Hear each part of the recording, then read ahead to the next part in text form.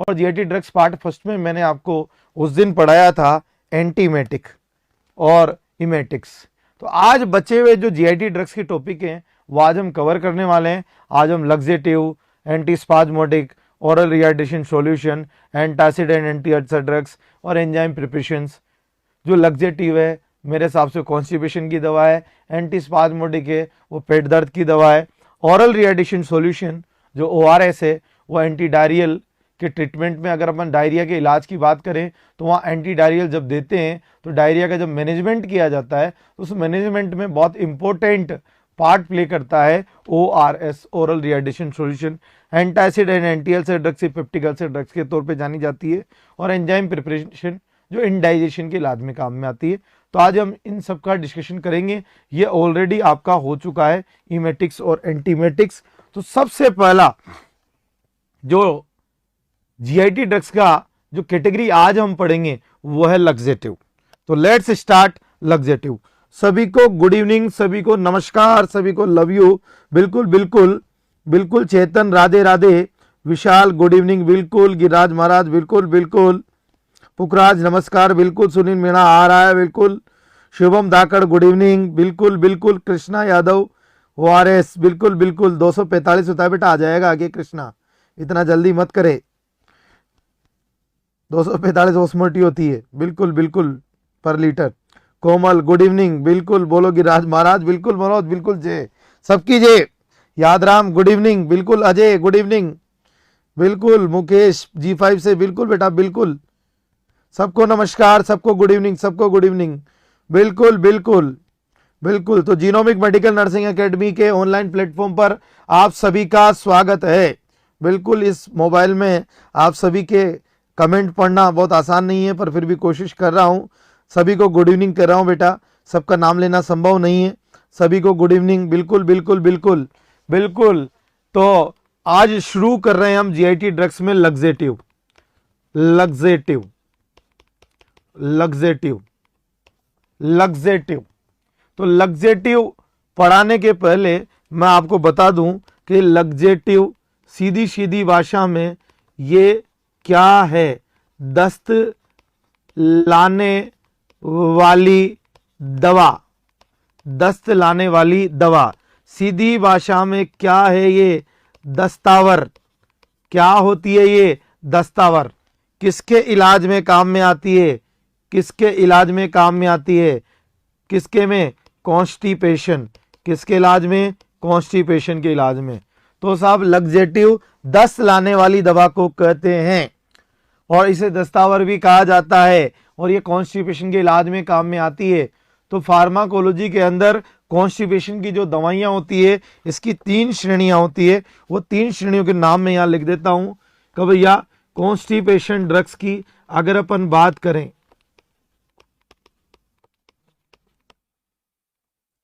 Constipation drugs की अपन बात करें तो कॉन्स्टिपेशन ड्रग्स कौन कौन सी होती है, लग्जेटिव, परगेटिव और कैथार्टिक।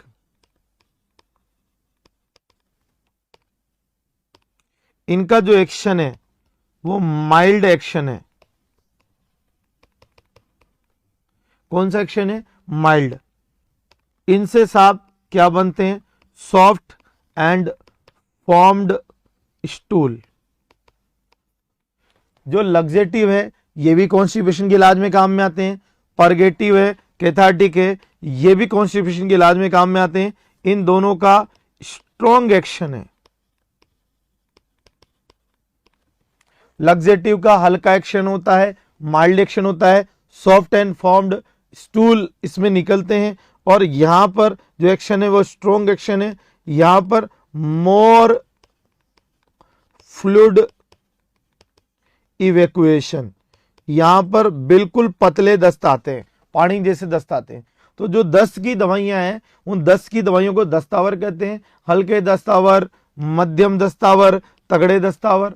तो हल्के दस्तावर में लग्जेटिव आते हैं, माइल्ड एक्शन होता है, सॉफ्ट एंड फॉर्म्ड स्टूल आते हैं, परगेटिव कैथार्टिक का स्ट्रॉन्ग एक्शन आता है, मोर फ्लूइड इवैक्यूएशन होता है।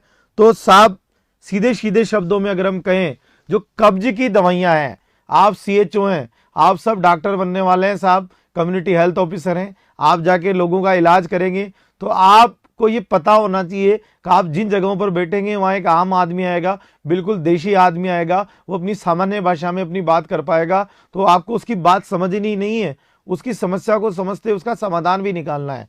तो कब्ज की जो दवाइयाँ हैं उन्हें आप कह सकते हैं 3 श्रेणी में बांट सकते हैं, हल्की दस्तावर, मध्यम दस्तावर, तगड़ी दस्तावर, लग्जेटिव, परगेटिव और कैथार्टिक। लग्जेटिव का जो एक्शन है वो माइल्ड एक्शन है, हल्का एक्शन है। इसमें जो स्टूल आते हैं सॉफ्ट और फॉर्म्ड स्टूल आते हैं, बिल्कुल इसमें मुलायम और तैयार स्टूल आते हैं। जो परगेटिव और कैथार्टिक है इसमें स्ट्रॉन्ग एक्शन होते हैं, इसमें मोर फ्लूइड इवैक्यूएशन होते हैं, इसमें बिल्कुल पतले आते हैं। कैसे आते हैं इसमें? पतले। और इसमें कैसे आते हैं? बिल्कुल तैयार आते हैं और मुलायम आते हैं। तैयार और कौन से आते हैं? मुलायम। मतलब यहां पर जो दस्त आए हैं वो बिल्कुल कंप्लीट फॉर्म होने के बाद आए हैं और सॉफ्ट आए, और यहां पर दस्त क्या आ सकते हैं? अनफॉर्म्ड भी आ सकते हैं और बहुत पतले दस्त आते हैं, इसमें फ्लूइड का लॉस ज्यादा होता है। तो कॉन्स्टिपेशन की दवाइयों की 3 कैटेगरी है, लग्जेटिव, परगेटिव और कैथार्टिक। तो ये तीनों ही दस्त लाने वाली दवाइयां हैं। तो अगर हम देखें लग्जेटिव जो आज हम पढ़ने वाले हैं, कॉन्स्टिपेशन ड्रग्स जो पढ़ने वाले हैं, तो साहब ये लग्जेटिव दस्त लाने वाली दवा होती है, दस्तावर होती है, ये कॉन्स्टिपेशन के इलाज में काम में आती है। तो कॉन्स्टिपेशन के इलाज में काम में आने वाली दवा को हम क्या कहते हैं? लग्जेटिव। तो सबसे पहले पता होना चाहिए कॉन्स्टिपेशन क्या है। कॉन्स्टिपेशन क्या है? Infrequent production of hard stool, require straining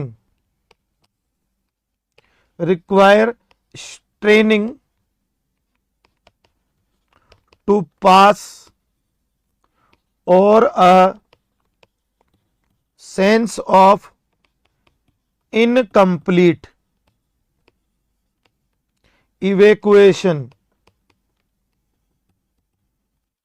of bowel.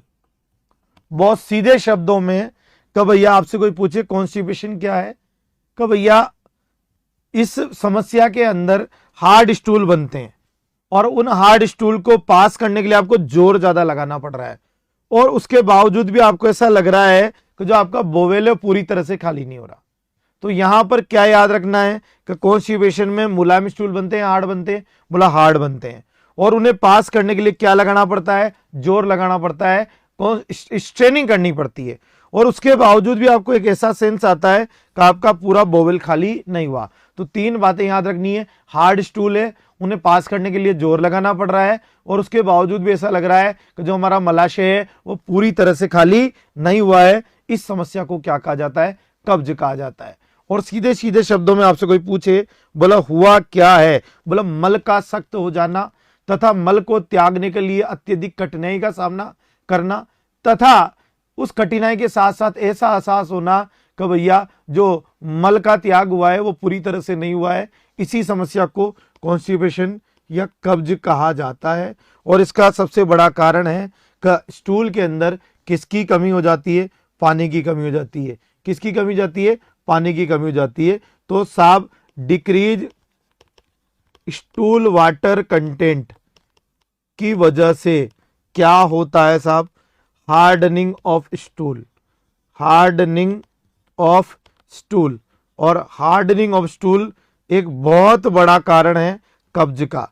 अगर आपसे कोई पूछे कि कब्ज का सबसे बड़ा कारण क्या है तो आप क्या जवाब देंगे? बोला हार्डनिंग ऑफ स्टूल ही सबसे बड़ा कारण है। किसका? कब्ज का। तो कॉन्स्टिपेशन का जो सबसे बड़ा कारण है वो क्या कारण है? Hardening of stool. और हार्डनिंग ऑफ स्टूल की सबसे बड़ी वजह क्या है कि स्टूल के अंदर पानी की कमी हो गई है। जो पानी की कमी हो गई है उसी की वजह से कॉन्स्टिपेशन है। तो कॉन्स्टिपेशन का जो इलाज है उसका एक ही बेसिक एम होगा, हम स्टूल को मुलायम करेंगे, और मुलायम करने के लिए हम स्टूल में वाटर कंटेंट बढ़ाएंगे। तो आज के बाद आपसे कोई पूछे बहुत सिंपल वे में, बोला RX ऑफ कॉन्स्टिपेशन क्या है? RX ऑफ कॉन्स्टिपेशन क्या है? सीधे सीधे शब्दों में तो आप जवाब दीजिएगा increase stool water content, increase stool water content, increase stool water content. Stool का क्या बढ़ा दीजिए, वाटर कंटेंट बढ़ा दीजिए, जिससे क्या हो जाएगा, सॉफ्टनिंग ऑफ स्टूल। स्टूल क्या हो जाएंगे, मुलायम हो जाएंगे, और स्टूल मुलायम हो जाएंगे तो साहब क्या होगा, ईज डिफिकेशन, डिफिकेशन आसान हो जाएगा, डिफिकेशन आसान हो जाएगा, उन्हें त्याग करने में दिक्कत नहीं आएगी। बिल्कुल बिल्कुल बिल्कुल बिल्कुल। स्टूल का आप पानी बढ़ा दीजिए, स्टूल का पानी बढ़ा दीजिए, स्टूल मुलायम हो जाएंगे और डिफिकेशन क्या हो जाएगा, आराम से हो जाएगा, कोई दिक्कत नहीं आएगी। तो कौन कौन सी ड्रग्स हैं जो लग्जेटिव में आती है, तो लग्जेटिव के अंदर कॉन्स्टिपेशन की ड्रग के अंदर आप कौन कौन सी दवाइयां पढ़ने वाले हैं, तो साहब देखिएगा। सबसे पहले नंबर 1 आता है बल्क लग्जेटिव, बल्क लग्जेटिव। इसके अंदर याद रख लीजिएगा इसबगोला, एग्जाम्पल याद रख लीजिएगा इसका, इसबगोला, इसबगोला, इसबगोला, इसबगोला, इसका एग्जाम्पल याद रख लीजिएगा इसबगोला। बल्क लग्जेटिव का एग्जाम्पल क्या याद रख लीजिएगा, इसबगोला। बल्क लग्जेटिव के तौर पे क्या काम में लेते हैं, इसबगोला। इसबगोला क्या होता है, इसबगोला एक बुरादा है, एक पाउडर है, एक चूरा है, एक भूसा है जो प्लांटेगो ओवाटा से मिलता है। फाइसीलियम हस्क भी बोलते हैं इसे, फाइसीलियम, फाइसीलियम हस्क भी बोलते हैं किसको, इसबगोल को फाइसीलियम हस्क भी बोला जाता है। ये प्लांटेगो ओवाटा से मिलता है। और साहब आपको बता दें, इसे आप किसके साथ लेते हैं, इसे आप किसके साथ, with Luke warm water oblique milk, गुनगुने दूध या गुनगुने पानी के साथ लिया जाता है। 10 से 20 ग्राम ले सकते हैं, गुनगुने पानी या गुनगुने दूध के साथ ले सकते हैं, 10 से 20 ग्राम तक ले सकते हैं। गुनगुने पानी या गुनगुने दूध के साथ ल्यूक वार्म वाटर या मिल्क के साथ लिया जाता है किसको, इसबगोल को। और इसबगोल क्या करता है, इसबगोल का सीधा सीधा सा एक्शन है, increase stool water content, increase stool water content, increase stool water content. और सीधे सीधे शब्दों में याद रखिएगा, softening of stool, softening of stool. जिंदगी भर याद रखिएगा, कभी भी इसबगोल को सूखा नहीं लेते हैं, ये ईसोफेगस को छिल सकता है, ईसोफेगस को डैमेज कर सकता है, ये याद रखिएगा। इसे गुनगुने दूध या गुनगुने पानी से, कसूना कसूना दूध, गांव में किसे समझाओगे आदमी को, जिसमें उंगली डबो सके इतना ही गर्म हो, चाहे दूध हो चाहे पानी हो, इतना ही गर्म हो जिसमें उंगली डुबाई जा सके, उसे बोलते हैं ल्यूक वार्म। क्या बोलते हैं उसे, ल्यूक वार्म। तो ल्यूक वार्म वाटर या ल्यूक वार्म मिल्क के साथ आप किसको लेंगे, इसबगोल को। और प्रायर मिक्सिंग जरूरी है, आप बाहर ही मिक्सिंग कर ले, आप बाहर ही दूध के अंदर या पानी के अंदर इसबगोल को मिलाएं, मिलाने के बाद उसको पिएं। और पीने के बाद जब आप देखेंगे सुबह जो स्टूल आएंगे वो साहब सॉफ्ट आएंगे, बिल्कुल मुलायम आएंगे, स्टूल का वाटर कंटेंट भी बढ़ जाएगा, सॉफ्ट भी हो जाएगी। और साथ में इसकी खास बात क्या है, इंक्रीज बल्क ऑफ स्टूल, ये स्टूल की मात्रा को भी बढ़ा देता है।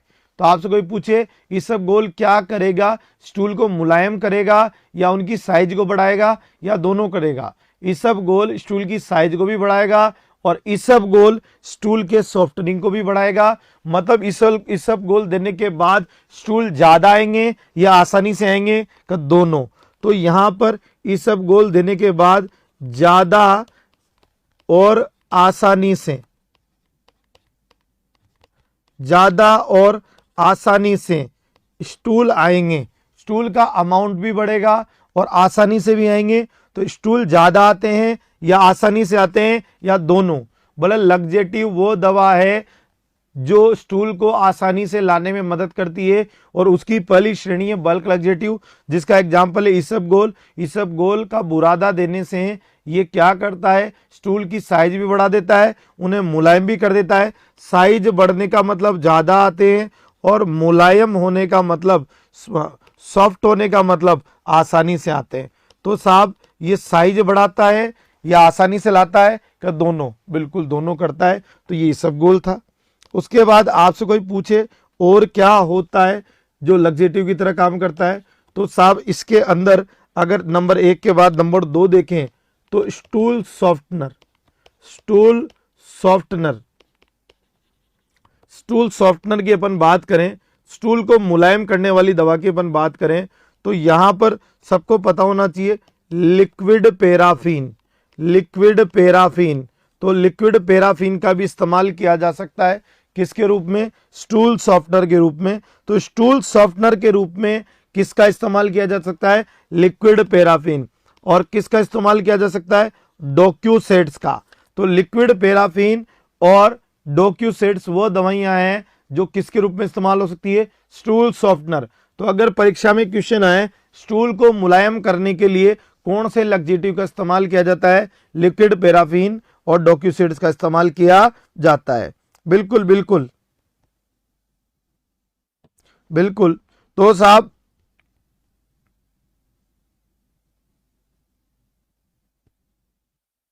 बिल्कुल बिल्कुल आशीष मीणा, बिल्कुल डोक्यूसेट्स, बिल्कुल गुड्डू श्रेया, लिक्विड पैराफिन, बिल्कुल बिल्कुल बिल्कुल। लेक्टुलोज नहीं बेटा, लेक्टुलोज अलग होता है, लेक्टुलोज अलग अलग होता है। बिल्कुल बिल्कुल बिल्कुल। मिथाइल सेलुलोज भी होता है, बिल्कुल बिल्कुल होता है। पर अपन सिलेबस के हिसाब से चल रहे हैं बेटा, बहुत सारी चीजें हैं पर सिलेबस के हिसाब से चल रहे हैं, तो बेटा सारी चीजों को डिस्कस करना संभव नहीं है। हम जो CHO है उसके सिलेबस पे फोकस कर रहे हैं। तो साहब स्टूल सॉफ्टनर में लिक्विड पैराफिन और क्या आता है? डोक्यूसेट्स आता है। उसके बाद नंबर 3 अगर अपन बात करें stimulant purgative, stimulant purgative, stimulant purgative की अगर कोई बात करे तो साहब स्टिमुलेंट परगेटिव में क्या क्या आता है? स्टिमुलेंट परगेटिव में बिसाकोडिल, बिसाकोडिल 5 mg की टेबलेट आती है, डल्कोलेक्स के नाम से आती है, सबको पता है, 2 गोली सोते टाइम देते हैं बिसाकोडिल, बिल्कुल बिल्कुल बिल्कुल। उसके बाद बात करें स्टिमुलेंट परगेटिव में और क्या आता है? स्टिमुलेंट परगेटिव में कैस्टर ऑयल, अरंडी का तेल, अरंडी का तेल दुनिया का सबसे पुराना परगेटिव है। कैस्टर ऑयल, कैस्टर ऑयल, कौन सा ऑयल? कैस्टर ऑयल, अरंडी का तेल। और क्या दे सकते हैं स्टिमुलेंट परगेटिव में? कैस्टर ऑयल दे सकते हैं, बिसाकोडिल दे सकते हैं, सेना लीव्स, सेना, इंडियन सेना, टिल्ली वैली सेना। सेना एक नेचुरल प्रोडक्ट है, सेना एक प्लांट की लीव्स होती है। इंडियन सेना, टिल्ली वैली सेना, कई प्रकार की सेना होती है। अलेक्जेंड्रियल सेना, लड़ने वाली सेना नहीं, ये पौधे का नाम है सेना। तो सेना की पत्तियां आप सबने नाम सुने होंगे, त्रिफला चूर्ण, कायम चूर्ण। तो स्टिमुलेंट परगेटिव में बिसाकोडिल 5 mg, कैस्टर ऑयल आता है, सेना आता है, ये सब स्टिमुलेंट परगेटिव होते हैं। ये सब क्या करते हैं? कोई चमत्कार नहीं करते हैं, इरिटेट करते हैं GIT म्यूकोसा को, इरिटेट करते हैं GIT म्यूकोसा को। किसको इरिटेट करते हैं? GIT म्यूकोसा को। और GIT म्यूकोसा इरिटेट होने से क्या होता है? Increase motility, increase motility and secretion, increase motility and secretion. आंतों में मोटिलिटी बढ़ जाती है तथा सिक्रेशंस बढ़ जाते हैं। यह बिल्कुल वैसा ही है जैसे लाल मिर्च वाली चटनी कोई पी गया हो मोमोज की और उसको दस्त से लग गए हो।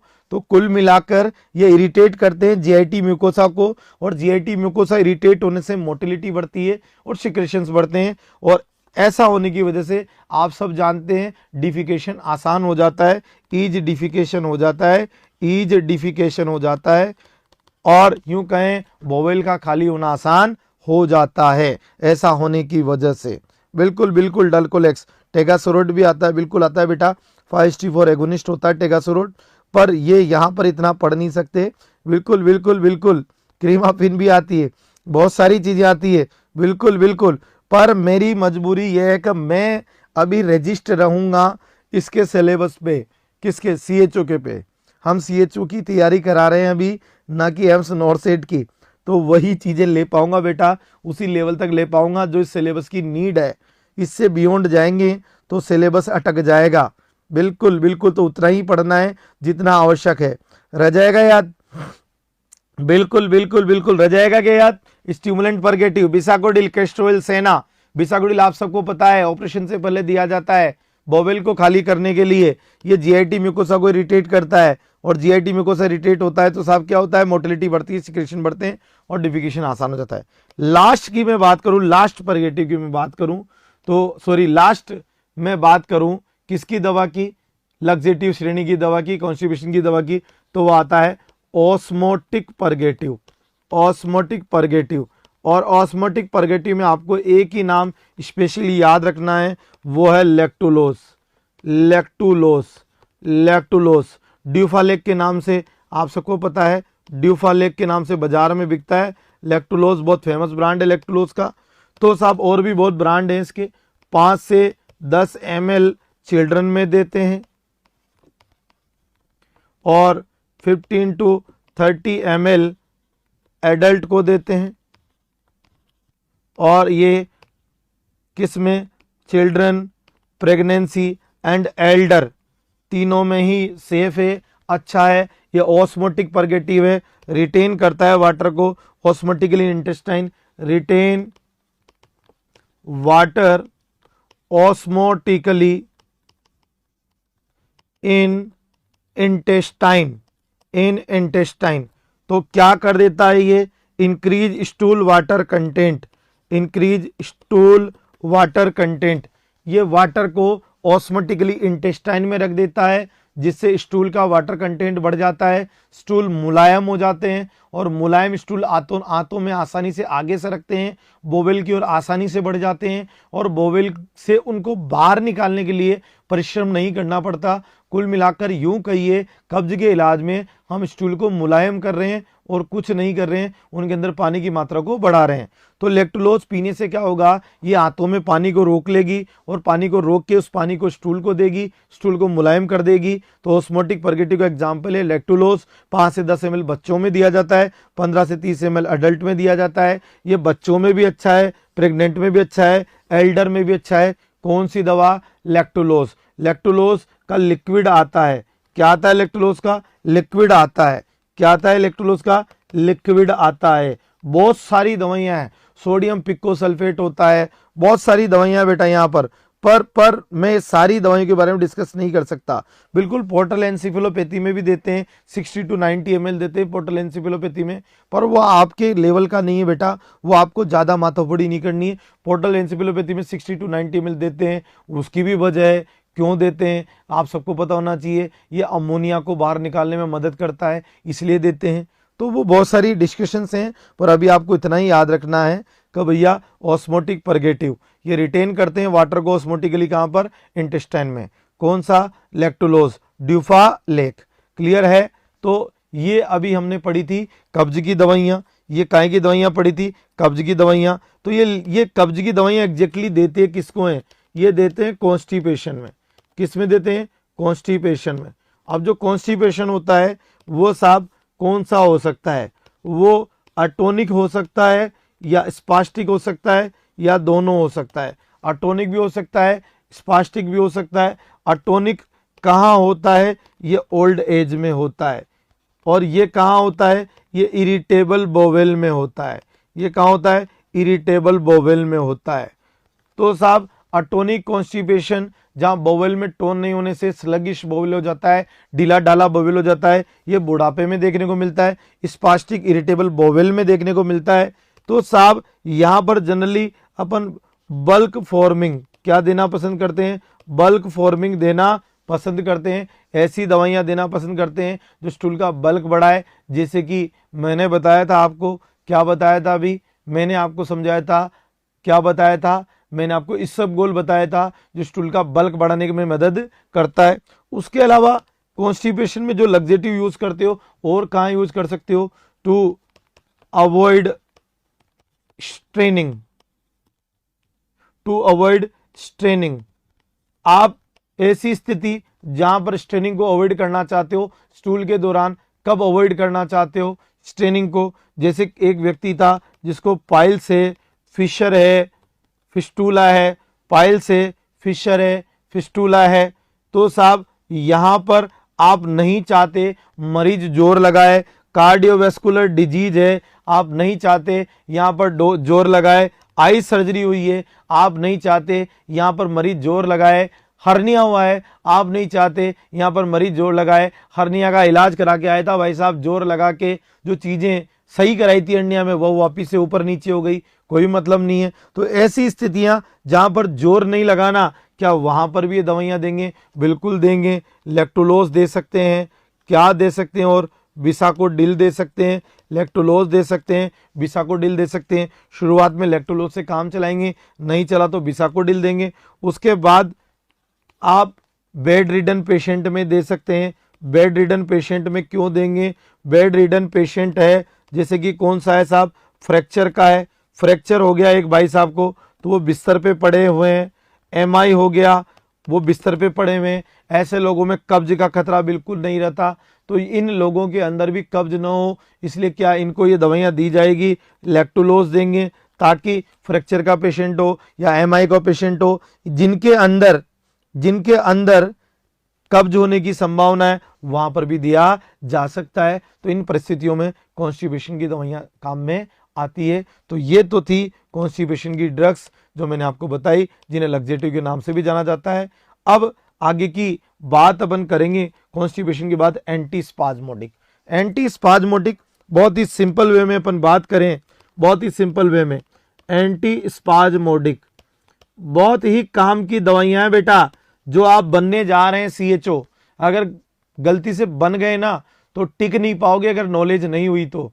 आप जिस जिम्मेदारी को लेने जा रहे हैं उस जिम्मेदारी में सबसे अहम है थोड़ा बहुत दवाओं का ज्ञान, क्योंकि अल्टीमेटली वहां लोगों का इलाज करना है। जब आपको खुद को ही ज्ञान नहीं होगा तो क्या खा के इलाज करोगे? आप अंट संट बसंट 50 चीजें पढ़ने की जगह अगर 50 दवाइयां ढंग से पढ़ लोगे जो जनरल काम की है तो वो आपके लिए बहुत है, वो ज्यादा इंपॉर्टेंट है बजाय के अंट संट बसंट 50 चीजें पढ़ने के।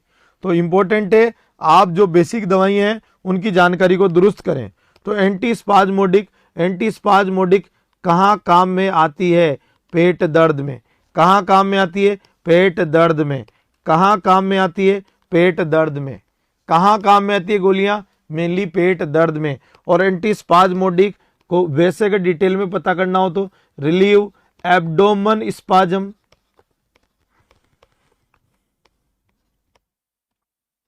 ब्लाडर स्पाज्म, और सही बातों में बात कर तो रिलीव किसको रिलीव करते हैं? एब्डोमन पेन,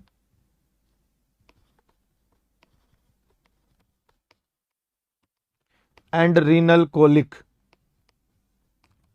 अगर किसी को रीनल कोलिक है या पेट में दर्द है बोले तो एब्डोमन स्पाज्म और ब्लाडर स्पाज्म की वजह से, तो उस परिस्थिति में जो दवाइयां काम में आती है उन्हें हम एंटी स्पाज्मोडिक कहते हैं। उन्हें हम क्या कहते हैं? Anti spasmodic. तो एंटी स्पाज्मोडिक की बात करें तो एंटी स्पाज्मोडिक पेट दर्द की दवाइयां हैं जो एब्डोमेन स्पाज्म में, ब्लाडर स्पाज्म में काम में आती है, रीनल कोलिक में, एब्डोमेन पेन में काम में आती है। तो ये पेट दर्द की गोलियों में कौन कौन सी दवाइयां हैं? 3 ही दवाइयां बताऊंगा जो जिंदगी भर याद रखनी है आपको। पहली है डाइसाइक्लोमाइन, दूसरी है हायोसिन, और तीसरी दवा का नाम है ड्रोटावेरिन। डाइसाइक्लोमाइन, हायोसिन, ये दोनों एंटी कोलिनर्जिक हैं। ये दोनों क्या हैं? Anti cholinergic. ये दोनों की दोनों एंटी कोलिनर्जिक हैं। ये दोनों की दोनों क्या हैं? Anti cholinergic. कौन कौन सी दवाइयां? डाइसाइक्लोमाइन और हायोसिन क्या है? एंटी कोलिनर्जिक है। और ड्रोटावेरिन क्या है? ड्रोटावेरिन क्या है? ये सब फोस्फोडाइस्टरेज 4th इनहिबिटर है। फोस्फोडाइस्टरेज 4th इनहिबिटर है। तो ये याद रखना है, ये सारी की सारी पेट दर्द में, रीनल कोलिक में काम में आने वाली दवाइयां हैं। डाइसाइक्लोमाइन, हायोसिन ये एंटी कोलिनर्जिक है। हायोसिन और डाइसाइक्लोमाइन एंटी कोलिनर्जिक है, और ड्रोटावेरिन फोस्फोडाइस्टरेज 4th इनहिबिटर है। बिल्कुल बिल्कुल बिल्कुल आपकी नॉलेज के लिए बता दूं, डाइसाइक्लोमाइन 10 to 20 mg इसकी डोज होती है, और 10 to 20 mg ओरल डोज होती है, और 20 mg पर 2 ml का इसका इंजेक्शन है जो IM दिया जाता है, इंट्रामस्कुलर दिया जाता है। हायोसिन का 20 mg पर ml का इसका इंजेक्शन है जो IM ऑब्लिक IV देते हैं, IM ऑब्लिक IV देते हैं। और इसका 10 mg का टेबलेट भी आता है। Drotaverine 20 to 40 mg, 20 to 40 mg इसको देते हैं, या यूं कहूं तो ज़्यादा बेटर है। याद रखना जो अब डोज यूज होती है 40 to 80 mg, 40 to 80 mg इसका टेबलेट आता है और इसका इंजेक्शन भी आता है। इसका इंजेक्शन लगता है IM, इसका इंजेक्शन लगता है IM। तो डाइसाइक्लोमाइन 10 से 20 mg ओरल दिया जाता है और 20 mg पर 2 ml का इसका इंजेक्शन आता है जिसे इंट्रामस्कुलर देते हैं। और हायोसिन 20 mg पर ml का इंजेक्शन आता है जिसे IM और IV दोनों दिया जा सकता है। ड्रोटावेरिन 40 से 80 mg की टेबलेट आती है और इंजेक्शन भी आता है। ये तीनों की तीनों दवाइयाँ पेट दर्द में, रीनल कोलिक में बहुत अच्छे ढंग से काम में आती है। डाइसाइक्लोमाइन के बारे में आप जानते भी होंगे, पेट दर्द की बहुत अच्छी दवा है। हायोसिन के बारे में भी जानते होंगे, 10 mg की गोली आती है, 20 mg पर ml का इंजेक्शन आता है, IM IV लगता है। ड्रोटावेरिन 40 से 80 mg की टेबलेट आती है जो फॉस्फोडाइस्ट्रेस 4 इनहिबिटर है और इसका इंजेक्शन आता है। और ये कैसे लगता है? इंट्रामस्कुलर लगता है। ये ड्रोटावेरिन स्पेशली आप सबको पता है बहुत अच्छा माना जाता है किसमें? रीनल कोलिक में। किसमें बहुत अच्छा माना जाता है? रीनल कोलिक में। अगर CSC PSC पे आपके रीनल कोलिक का पेशेंट आ जाए, रीनल स्टोन का पेशेंट आ जाए, तो याद रखिएगा बच्चों ड्रोटावेरिन। क्या याद रखिएगा? ड्रोटावेरिन। और पेट दर्द का पेशेंट आ जाए, पेट दर्द के लिए बहुत अच्छा है डाइसाइक्लोमाइन और हायोसिन। तो पेट दर्द में बहुत अच्छा है डाइसाइक्लोमाइन और हायोसिन। जो हायोसिन है इसका आप यूं कहें कि बहुत अच्छा रोल कहाँ है? ईसोफेगस स्टोमक में। और आपसे पूछे डाइसाइक्लोमाइन का बहुत अच्छा रोल कहाँ है? बोले इसका स्टोमक इंटेस्टाइन में। तो साहब अगर आपसे कोई पूछे ईसोफेजियल स्टोमक में स्पाजम की जैसे दर्द है तो हम हायोसिन के लिए जाएंगे। स्टोमक और इंटेस्टाइनल में स्पाजम की जैसे दर्द है तो हम डाइसाइक्लोमाइन के लिए जाएंगे। और ब्लैडर में या यूं कहीं यूरेटर में कोई समस्या की जैसे दर्द है तो हम ड्रोटावेरिन के लिए जाएंगे। तो देखो कितनी बारीक सी लकीर है इनमें। मतलब आप यूं समझें कि बहुत सीधे सीधे शब्दों में बहुत जोरदार बात बता रहा हूं आपको। अगर मैं स्टोमक के ऊपर के हिस्से की बात करूं तो वहां मैं हायोसिन पसंद करूंगा। स्टोमक के नीचे की बात करूं तो वहां डाइसाइक्लोमाइन पसंद करूंगा। ब्लैडर का रिलेटेड एरिया है तो वहां ड्रोटावेरिन पसंद करूंगा। तो बिल्कुल ये 3 दवाइयां हैं जो एंटी स्पाज्मोडिक के तौर पे चलती है, पेट दर्द की दवाइयां हैं। ये ब्लैडर स्पाज्म में भी काम में आती है, एब्डोमेन पेन और रीनल कोलिक में काम में आती है। तो अगर आपके CSC PSC पे कोई पेशेंट आए तो याद रख लीजिएगा डाइसाइक्लोमाइन का इंजेक्शन लिख सकते हैं, डाइसाइक्लोमाइन की टेबलेट लिख सकते हैं और हायोसिन का इंजेक्शन टेबलेट दोनों आते हैं और ड्रोटावेरिन का टेबलेट इंजेक्शन दोनों आते हैं। तो रह जाएगा आपका, आई होप ये याद रह जाएगा। अब इसके बाद लग्जेटिव एंटी स्पाज्मोटिक के बाद oral rehydration solution ORS antidiarrhoeal की अपन बात करें तो ORS के बारे में अगर थोड़ा सा आपको बताऊं बहुत सिंपल वे में जो एग्जाम में क्वेश्चन आ सकते हैं कि भैया क्या क्या याद रखना चाहिए। बहुत सिंपल है, जो आप सबको पता है ग्लूकोज है इसके अंदर, NaCl है इसके अंदर, KCl है इसके अंदर और सोडियम सिट्रेट है इसके अंदर। 13.5 ग्राम इसके अंदर क्या होता है? इसके अंदर 13.5 ग्राम ग्लूकोज होता है, आप सबको पता है। KCl की बात करूं 2.6 ग्राम होता है, सॉरी NaCl की, और KCl की बात करूं तो 1.5 ग्राम होता है और सोडियम सिट्रेट की बात करूं तो 2.9 ग्राम होता है। तो ये तो ऑलमोस्ट सबको पता है। और ये किस में डिजोल्व किया जाता है? Dissolve in 1 litre water, dissolve in 1 litre water, dissolve in 1 litre water. किस में डिजोल्व किया जाता है? 1 लीटर वाटर में, 1 लीटर पानी में डिजोल्व किया जाता है। ये इंपॉर्टेंट नहीं है, इंपॉर्टेंट व्हाट इज इंपॉर्टेंट कि इसकी टोटल ऑस्मोटी क्या है। इसकी टोटल ऑस्मोटी होती है 245। कैसे होती है 245? इसकी होती है, अब अलग से अगर अपन लिखें बोला ORS की टोटल ऑस्मोटी कितनी है तो आपको पता होना चाहिए। बोला सोडियम की होती है 75 और बोले किस किस की कितनी होती है? बोला सोडियम की 75 होती है। ग्लूकोज की कितनी होती है? बोला 75। बोला और किसकी कितनी होती है? बोला क्लोराइड की 65। और किसकी कितनी होती है? बोला पोटेशियम की 20। और किसकी कितनी होती है? बोला सिट्रेट की 10। बोला कितनी? 245 मिली ऑस्मोलर पर लीटर।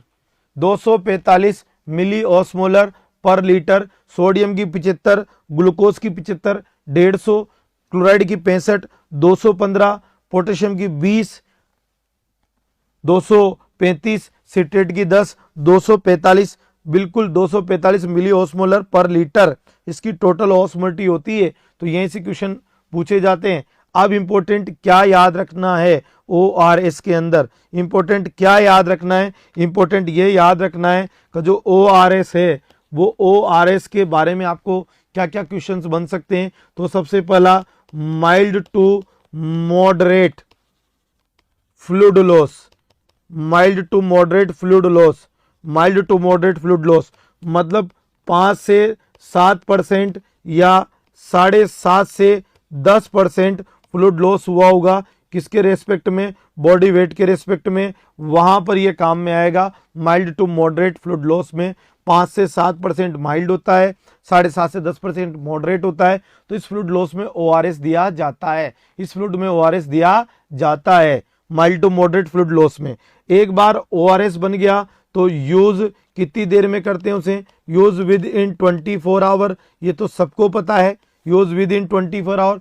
पर क्या आपको पता है कि जो फ्लूइड लॉस हुआ है उस फ्लूइड लॉस में ORS को देखकर हमें कितने टाइम में देने की कोशिश करनी चाहिए? कितने टाइम में फ्लूइड लॉस को रिकवर करने की कोशिश करनी चाहिए? 2 to 4 आवर। 2 to 4 hour. कितने टाइम में? 2 to 4 आवर। मैं ये नहीं पूछ रहा कि ORS बनने के बाद कितनी देर तक कितने टाइम में यूज कर सकते हैं। 24 घंटे में, सबको पता है। पर मेरा मानना है जो किताबों का आंसर है कि भैया ठीक है 24 घंटे में यूज कर सकते हैं, पर ORS को फ्लूइड लॉस के लिए जो दे रहे हो उसको कितने टाइम के अंदर देने की कोशिश करनी चाहिए? जितना भी देना है, 2 से 4 घंटे। 2 से 4 घंटे। 2 से 4 घंटे। 24 घंटे तो बेटा उसकी शेल्फ लाइफ है। 24 घंटे तो उसकी शेल्फ लाइफ है। 24 घंटे तक वो खराब नहीं होता। पर अगर आपसे कोई पूछे कितने टाइम में ORS पिलाना चाहिए, बोला 2 से 4 घंटे के अंदर पिलाना चाहिए। बच्चों में 5 ml पर kg पर आवर। 5 ml पर kg पर आवर की स्पीड से चिल्ड्रन में देने की कोशिश करनी चाहिए। तो साहब ORS है और जजमान की श्रद्धा के अनुसार बड़ों में दे सकते हैं। अडल्ट जितना पी सकता है उतना पिए। बच्चों को 5 ml पर kg पर आवर देते हैं और अडल्ट को जो फ्लूइड देना है वो 2 से 4 घंटे में देने की कोशिश करनी चाहिए। हाँ, खराब कितनी देर में होता है? बोला 24 घंटे में खराब होता है। 24 घंटे के पहले ORS खराब नहीं होता। ये बिल्कुल आपकी बात मानने लायक है, बिल्कुल मानने लायक है। और ORS के बारे में क्वेश्चन क्या बनता है? तो आपसे मैं पूछता हूं ORS में ग्लूकोज क्यों ऐड किया जाता है? अब मेरा सवाल आपसे सवाल, ग्लूकोज का ORS में क्या काम है? ग्लूकोज का ORS में क्या काम है? जवाब दीजिएगा। ग्लूकोज का ORS में क्या काम है? वाई ग्लूकोज एड इन ORS? वाई ग्लूकोज एड इन ORS? ग्लूकोज को ORS में ऐड क्यों किया जाता है? जवाब दीजिए। जवाब दीजिए। ग्लूकोज को ORS में ऐड क्यों किया जाता है? जवाब दीजिए। जवाब दीजिए। हाँ, आपके लिए एक इंपॉर्टेंट इंफॉर्मेशन है। कल से आप सभी लोगों की जो लाइव क्लास होगी जीनोमिक मेडिकल नर्सिंग एकेडमी के ऑनलाइन प्लेटफॉर्म पर, वो 8:30 बजे से होगी। आप अभी 9 बजे से क्लास अटेंड करना शुरू कर रहे हैं, तो सर्दियों को देखते हुए आपकी क्लासेस का टाइम 8:30 कर दिया गया है। बिल्कुल कल से आपकी क्लास 8:30 PM से होगी, तो थोड़ा सा इसके लिए मेंटली प्रिपेयर रहेगा। 8:30 का इंतजार मत कीजिएगा, सॉरी 9 का इंतजार मत कीजिएगा। 8:30 से क्लासेस चालू हो जाएगी कल से आपकी। तो ग्लूकोज को ऐड करने का जो कारण है, एनर्जी बिल्कुल भी नहीं है, बिल्कुल गलत। मैक्सिमम बच्चे एनर्जी बता रहे हैं, बिल्कुल गलत। इसका जो जवाब है वो क्या है? टू फैसिलिटेट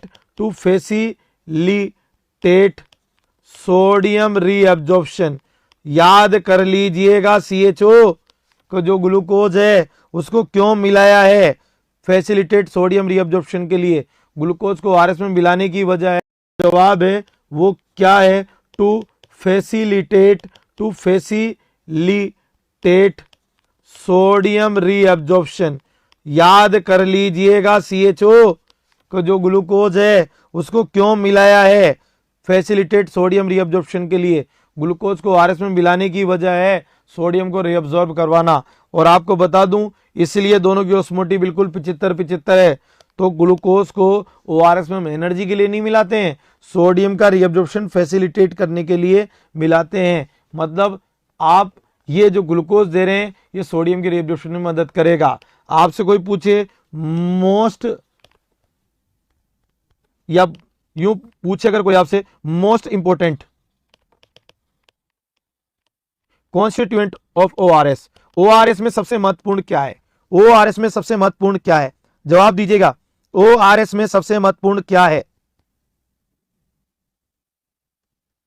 ORS में सबसे महत्वपूर्ण क्या है, ORS में सबसे महत्वपूर्ण क्या है, सोडियम पोटेशियम ग्लूकोज में सबसे महत्वपूर्ण क्या है, बिल्कुल बताइएगा। दिलीप कुमावत बिल्कुल गलत, ब्लड शुगर को मेंटेन करने के लिए नहीं देते हम ग्लूकोज, बिल्कुल गलत। ORS में सबसे महत्वपूर्ण क्या है, सोडियम पोटेशियम, बिल्कुल नहीं। में सबसे महत्वपूर्ण क्या है ORS में, मोस्ट इंपोर्टेंट कॉन्स्टिट्यूएंट या एसेंशियल कॉन्स्टिट्यूएंट ऑफ ORS क्या है, सबसे महत्वपूर्ण ORS में है पोटेशियम। सबसे महत्वपूर्ण क्या है ORS में, पोटेशियम। सबसे महत्वपूर्ण क्या है ORS में, पोटेशियम। इतने सीधे सीधे क्वेश्चन गलत करोगे तुम। सबसे इंपॉर्टेंट क्या है ORS में, पोटेशियम। सोडियम से ज्यादा महत्वपूर्ण क्या है, पोटेशियम। अगर वो चुनने के लिए, उत्तर चुनने के लिए मजबूर करे कि ग्लूकोज क्यों डाला, बोले सोडियम का रिएक्शन बढ़ाने के लिए। और सबसे इंपॉर्टेंट क्या है ORS में, पोटेशियम। सबसे इंपॉर्टेंट सोडियम नहीं, पोटेशियम। सबसे इंपॉर्टेंट ORS में क्या है, पोटेशियम। सबसे इंपॉर्टेंट सोडियम नहीं बेटा, पोटेशियम। अब निकल रहा है ना तेल आप लोगों का। सबसे इंपॉर्टेंट है पोटेशियम। सबसे इंपॉर्टेंट क्या है, पोटेशियम। उसके बाद ऐसा कौन सा कॉन्स्टिट्यूएंट है ORS का जिसे आप हटा सकते हो, non essential component, non essential component of ORS। Non essential component of ORS क्या है, ऐसा कौन सा कंपोनेंट है ORS का जिसे आप हटा सकते हो। Non essential component of ORS क्या है, non essential component of ORS क्या है, बताओ बताओ बताओ बताओ। Non essential component of ORS क्या है, बिल्कुल सही, sodium citrate. Sodium citrate, sodium citrate या बेस अगर हम न भी डालें ORS में तो भी कोई फर्क नहीं पड़ता। Our body can adjust pH by other mechanisms. आप जानते हो किडनी के माध्यम से, लंग्स के माध्यम से वो कैसे न कैसे मैकेनिज्म को एडजस्ट कर लेगी। पर किसी के बाबूजी का क्या जा रहा है जो हम सोडियम सिट्रेट ना डालेंगे। एक काल्पनिक क्वेश्चन है, कौन सी चीज ना डालो तो भी काम चल जाएगा, वो है सोडियम सिट्रेट। डालो तो सबसे पहले क्या डालो, पोटेशियम। और ग्लूकोज डालो तो क्यों डालो, सोडियम के एब्जॉर्प्शन को बढ़ाने के लिए, सोडियम को फैसिलिटेट करने के लिए। ये तीनों क्वेश्चन बहुत इंपॉर्टेंट थे। किसके लिहाज से, ORS के लिहाज से। ORS बहुत पढ़ लिया पर ये तीन बातें याद नहीं है तो पढ़ना ना पढ़ना बराबर है। किसके बारे में, ORS के बारे में। रह जाएगा याद, बिल्कुल। तो साहब इसके बाद अगर अपन देखें antacid and anti ulcer drugs, antacid and anti ulcer drugs, peptic ulcer drugs की अपन बात करें, एंटासिड और एंटी अल्सर ड्रग्स की अपन बात करें, पेप्टिक अल्सर ड्रग्स की बात करें तो साहब पेप्टिक अल्सर ड्रग्स की अपन बात करें तो पेप्टिक अल्सर में जो दवाइयां काम में ली जाती है, तो पेप्टिक अल्सर में जो दवाइयां काम में ली जाती है वो सब की सब क्या करती है, डिक्रीज HCl। उनका एक ही उद्देश्य होता है, वो किसको कम करती है, HCl को। बोले तो किसको, गैस्ट्रिक एसिड को। अब वो कैसे कम करती है, दो तरह से कम करती है, डिक्रीज सिक्रेशन और दूसरा न्यूट्रल HCl। डिक्रीज सिक्रेशन करना और न्यूट्रल HCl करना। पेप्टिक अल्सर ड्रग्स को अपन पढ़ें तो पेप्टिक अल्सर ड्रग्स का एक ही काम है, डिक्रीज HCl, बोलते डिक्रीज गैस्ट्रिक एसिड। तो गैस्ट्रिक एसिड और HCl को कम करने वाली दवाइयां कैसे काम करती है, या तो वो दवाइयां क्या करती है, या तो वो दवाइयां सिक्रेशन कम करती है, या वो दवाइयां न्यूट्रल करती है HCl को। और सिक्रेशन को कम करने वाली दवाइयों की अपन बात करें तो प्रोटोन पंप इनहिबिटर और H2 ब्लॉकर, दो दवाइयां याद रख लीजिएगा। न्यूट्रल एसिड करने वाली दवाइयों की बात करें तो एंटा एसिड। तो जो दवाइयां पेप्टिक अल्सर में काम में आती है वो कोई और नहीं है बेटा, वो क्या है, वो दवाइयां हैं जो HCl को कम करती है। और HCl को कम करने के दो ही तरीके हैं, या तो सिक्रेशन कम करें या न्यूट्रल करें HCl को। तो HCl को न्यूट्रल करके या HCl का डिक्रीज सिक्रेशन ऑफ HCl या न्यूट्रल HCl, इन दोनों ही तरीकों से आप HCl को कम कर सकते हो। और HCl का सिक्रेशन कम करने वाली दवाइयों में PPI और H2 ब्लॉकर है। न्यूट्रल करने वाली दवाइयों में कौन है साहब, एंटा एसिड। तो पेप्टिक अल्सर ड्रग्स की अपन बात करें तो जो पेप्टिक अल्सर हो रहे हैं वो इरोजन है, वो ब्लीडिंग वुंड है that occurs in the part of GIT that exposed to gastric acid. तो साहब एक पेप्टिक अल्सर क्या है, एक छाला है, एक जख्म है जिससे खून का रिसाव हो रहा है, और वो GIT के उस भाग में है जो किससे एक्सपोज हो रहा है, पेप्सिन से और किससे, HCl से, जो कोई और नहीं, ड्यूडोनम है, स्टोमक है, एंड ईसोफेगस है। तो ईसोफेगस में, ड्यूडोनम में, स्टोमक में पेप्सिन और एचसीएल के एक्सपोजर से जो छाला हुआ है, जो जख्म हुआ है, उस छाले जख्म को ही आप क्या कहते हो, पेप्टिक अल्सर कहते हो। इसकी मुख्य वजह एचसीएल है, तो इसके इलाज में हम एचसीएल कम करते हैं, या तो सिक्रेशन कम करते हैं या उसे न्यूट्रल कर देते हैं। सिक्रेशन कम करने के लिए अपन पीपीआई और एस2 ब्लॉकर देते हैं। पीपीआई या क्या देते हैं, एस2 ब्लॉकर। तो पीपीआई और एस2 ब्लॉकर की अपन बात करें तो पीपीआई क्या होते हैं, प्रोटोन पंप इनहिबिटर। क्या होते हैं PPI, proton pump inhibitor, proton pump inhibitor. सबसे फेमस दो ही एग्जांपल बताऊंगा, ओमेप्राजोल, ओमेप्राजोल ओमेज के नाम से दुनिया जानती है, 20 to 40 mg, और pantoprazole, pantoprazole 40 to 80 mg, 40 to 80 mg। इनके कैप्सूल और इंजेक्शन दोनों आते हैं, ओमेप्राजोल और पेंटाप्राजोल, ये दोनों के कैप्सूल आते हैं। खास बात क्या है, इनको एम्प्टी स्टोमक लिया जाता है, खाली पेट लिया जाता है, ये याद रखिएगा। इन्हें खाली पेट लिया जाता है 1 hour before meal, 1 hour before meal. लोग इन्हें भूखे पेट के कैप्सूल भी बोलते हैं। 1 hour बिफोर मील इन्हें खाली पेट लिया जाता है, और ये क्या करते हैं, ये decrease HCL, decrease HCL secretion, ये डिक्रीज करते हैं एचसीएल के सिक्रेशन को। प्रोटोन पंप इनहिबिटर एचसीएल के सिक्रेशन को डिक्रीज करते हैं, और प्रोटोन पंप इनहिबिटर एचसीएल के सिक्रेशन को डिक्रीज करते हैं, तो इन्हें यूज किया जाता है, खाली पेट दिया जाता है। सुबह सुबह भूखे पेट देते हैं, खाना खाने के 1 घंटे पहले देते हैं। Proton pump inhibitor HCL secretion को कम करते हैं। ओमेप्राजोल, पेंटाप्राजोल दो इसके फेमस एग्जांपल हैं। वैसे तो बेटा लेंसाप्राजोल, रेवेमेप्राजोल, इसोमेप्राजोल, जाने कितने प्राजोल बता दूंगा बेटा मैं तुम्हें, बट अभी फोकस करो किस पे, आप सीएचओ पे फोकस करो।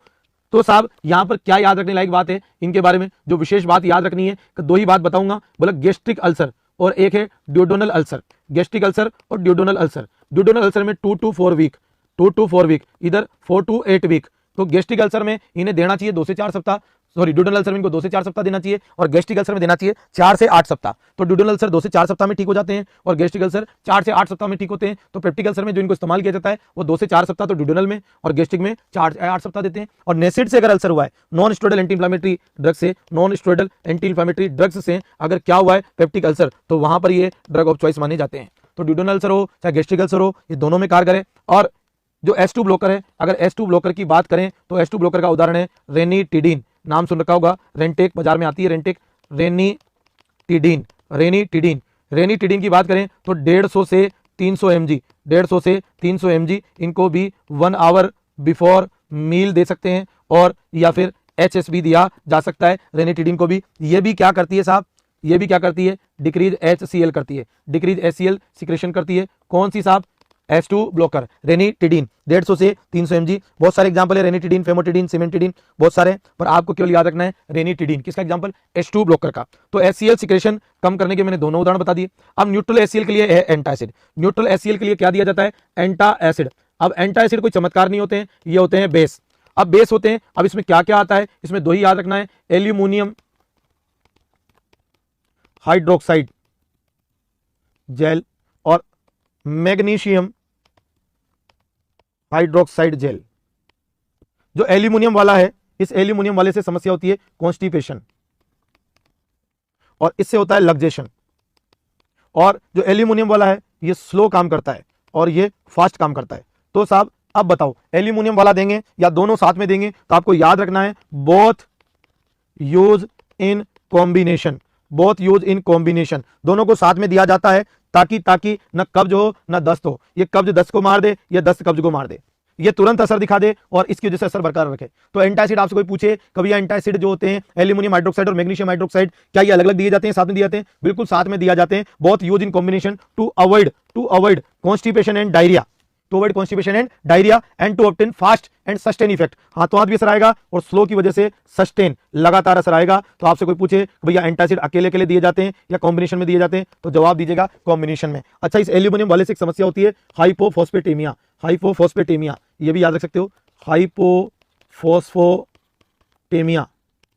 और आपको ज्यादा दिमाग नहीं लगाना, बाहर से कंपनी में ये ऑलरेडी कॉम्बिनेशन में आते हैं। जेलोसिल है, बहुत सारे बाजार में कॉम्बिनेशन आते हैं, बिल्कुल जेलोसिल वगैरह। तो कॉन्स्टिपेशन डायरिया ना हो, असर है वो फास्ट और सस्टेन आए, तो इस वजह से हम इनको कैसे देते हैं, कॉम्बिनेशन में। तो ये आपको याद रखना है। तो ये एंटासिड की जानकारी थी। तो आज जो अपन ने जानकारी प्राप्त कर ली है लग्जेटिव की, एंटीस्पाज्मोटिक की, ORS की, एंटासिड और एंटीअल्सर की, लास्ट है एंजाइम प्रिपरेशन, लास्ट है एंजाइम प्रिपरेशन, लास्ट है एंजाइम प्रिपरेशन। तो जो एंजाइम प्रिपरेशन है, ये एंजाइम प्रिपरेशन जो आप काम में लेते हो, एग्जैक्टली क्या काम में लेते हो एंजाइम प्रिपरेशन में? एंजाइम प्रिपरेशन काम में ली जाती है use in RX of indigestion, RX of indigestion. और इस एंजाइम प्रिपरेशन में कोई चमत्कार नहीं आता, इसमें डाइजेस्टिव एंजाइम आते हैं। क्या आते हैं? Digestive enzyme. इसमें क्या आते हैं? Digestive enzyme. इसमें क्या आते हैं? Digestive enzyme. बेटा मेरी मजबूरी है, अगर ऐसे ना चलूं तो कोर्स ना हो पाएगा, और मुझे पता है काफी चीजें छोड़नी पड़ रही है, पर मैं वही चीजें लिख रहा हूं, वही चीजें पढ़ा रहा हूं जो सीएचओ के हिसाब से महत्वपूर्ण है। फार्माकोलॉजी अपने आप में बहुत बड़ी है, अपने आप में बहुत वास्ट है। साइमेथिकोन आता है बेटा, पर आपके कोर्स में नहीं है। आपके जो कोर्स में बेटा वही मैं पढ़ा रहा हूं। संदीप बेटा बहुत सारी चीजें फार्माकोलॉजी में है, पर वही चीजें मैं लूंगा जो आपके सीएचओ के हिसाब से महत्वपूर्ण है या सीएचओ के अंदर शामिल है। तो चिंता मत करो, आप उन चीजों फोकस करो जो मैं आपको पढ़ा रहा हूं। फार्माकोलॉजी बहुत लंबी है, बहुत बड़ी है, हम पूरी फार्माकोलॉजी डिस्कस नहीं कर सकते, पर हम सीएचओ की तैयारी कर रहे हैं। तो सीएचओ के लिए कौन कौन सी दवाइयां आपको आनी चाहिए, कौन कौन सी आपके कोर्स में है, वो मैं पढ़ाऊंगा। और आपको फार्माकोलॉजी क्या है ये जानना है तो जीनोमिक मेडिकल नर्सिंग एकेडमी के ऑनलाइन प्लेटफॉर्म पे जाकर आप इसका ऐप खरीद के देख सकते हैं फार्माकोलॉजी क्या होती है। और जीनोमिक मेडिकल नर्सिंग एकेडमी के ऑफलाइन प्लेटफॉर्म पर आप आके देख सकते हैं फार्माकोलॉजी क्या होती है। ये तो सिर्फ एक शुरुआत है, ये तो बेटा एक सिर्फ यूं समझिए सहयोग है उन बच्चों के लिए जो आ नहीं सकते, कहीं जा नहीं सकते, और इनको तैयारी करनी है सीएचओ की। और इसका जो सिलेबस है उसमें जितना संभव हो वो हमारी तरफ से जो मदद कर सकें वो हम कर रहे हैं। तो अभी आप फोकस कीजिएगा इसी कोर्स पर जो आपको मैं पढ़ा रहा हूं। तो सब एंजाइम प्रिपरेशन डाइजेस्टिव एंजाइम होते हैं, ये किसके इलाज में काम आते हैं? Using Rx of indigestion. और इसके अंदर जो मेनली जो इन प्रिपरेशन में एंजाइम आते हैं वो पेप्सिन आता है, पेप्सिन आता है, और जो दूसरा एंजाइम आता है वो आता है एमाइलेज। पेप्सिन और एमाइलेज नाम के दो एंजाइम आते हैं, और इनकी जो मार्केटेड प्रिपरेशन है जैसे कि मैं बता दूं ल्यूपीजाइम, ल्यूपीजाइम के नाम से आती है ये बाजार में। पेप्सिन आता है और अमाइलेज आता है, ये प्रोटीन के डाइजेशन में मदद करता है। ये किसके डाइजेशन में? प्रोटीन के डाइजेशन में। ये प्रोटियोलाइटिक है, ये प्रोटियोलाइटिक है, और ये कॉम्प्लेक्स कार्ब को सिंपल कार्ब में बदलता है, कॉम्प्लेक्स कार्ब को सिंपल कार्ब में बदलता है। तो ल्यूपीजाइम के नाम से सिरप आती है, उस सिरप में पेप्सिन और एमाइलेज दोनों एंजाइम आते हैं, और दोनों के दोनों एंजाइम, ये दोनों के दोनों एंजाइम जो हैं ये सारे के सारे जो मार्केटेड प्रिपरेशन है, हो सकता है इनमें कभी किसी में क्या देखने को मिले, कभी किसी में क्या देखने को मिले, पर मैंने आपको एक एग्जांपल बताया ल्यूपीजाइम नाम के एक नाम से करके एक बाजार में शीशी बिकती है जिसमें सिरप आती है, और इस सिरप में पेप्सिन और एमाइलेज दो एंजाइम का कॉम्बिनेशन आता है। ये पेप्सिन प्रोटियोलाइटिक एंजाइम है और एमाइलेज कॉम्प्लेक्स कार्ब को सिंपल कार्ब में बदलता है। और इनको देने से, अच्छा इनका ये बता दूं कब देना होता है, इसको 5 ml देते हैं और जस्ट आफ्टर मील देते हैं, जस्ट आफ्टर मील, खाना खाते ही सुबह भी और शाम को भी दोनों टाइम देना होता है, सुबह भी देना होता है और शाम को भी देना होता है, बिल्कुल दोनों टाइम देते हैं। कौन कौन सा कॉम्बिनेशन आता है? पेप्सिन भी आता है और अमाइलेज भी आता है, बाजार का नाम है ल्यूपीजाइम। तो एंजाइम प्रिपरेशन डाइजेस्टिव एंजाइम की प्रिपरेशन है, इन डाइजेशन के इलाज में काम में आती है। पेप्सिन अमाइलेज के कॉम्बिनेशन वाला ल्यूपीजाइम है। एक उदाहरण बताया है मैंने जो मार्केट में अवेलेबल उसमें से मोस्ट कॉमन लिया है, और इन दोनों का कॉम्बिनेशन वाले ज्यादा चलते हैं। ये किसी को अपच हो जाए, बदहजमी हो जाए, हाजमा खराब हो जाए, खट्टी डकारे आए, मतलब खाना नहीं पच रहा हो, उस परिस्थिति में इनका सेवन किया जाता है। इसे 5 ml दिया जाता है, खाने के जस्ट बाद दिया जाता है। बिल्कुल ये आपको याद रखना है, बाजार में कई सारे मार्केटेड प्रिपरेशंस अवेलेबल है। तो जो ये हमने पढ़ा था जीआईटी ड्रग्स जो शुरुआत की थी गैस्ट्रोइंटेस्टाइनल डिस्टर्बेंस की, उसके अंदर आज हमने लग्जेटिव लिया है, एंटीस्पाज्मोडिक लिया है, ओआरएस लिया है, antacid and anti ulcer drug लिया है, और एंजाइम प्रिपरेशन लिया है। आज आपकी जीआईटी ड्रग्स खत्म हुई है। जब भी नेक्स्ट क्लास होगी, नेक्स्ट क्लास में एक नए सिस्टम के साथ हम मिलेंगे। आज के लिए इतना ही है। तो आज आप सब जुड़े, सभी का जुड़ने के लिए बहुत बहुत धन्यवाद। इसी प्रकार से जीनोमिक मेडिकल नर्सिंग एकेडमी के साथ जुड़े रहिए। आपको हर दिन कोई ना कोई सर आएंगे और पढ़ा के जाएंगे। जब भी मैं नेक्स्ट टाइम आऊँगा एक नए यूनिट के साथ आऊँगा, कुछ नए चैप्टर्स उनमें कवर करूंगा। अब वो क्या होंगे मैं आपको आज बताने वाला नहीं हूं, वो नोटिफिकेशन में मिलेगा। तो सभी का बहुत बहुत धन्यवाद। Good evening, thank you so much to join genomic medical nursing academy online platform. Bye bye, good night.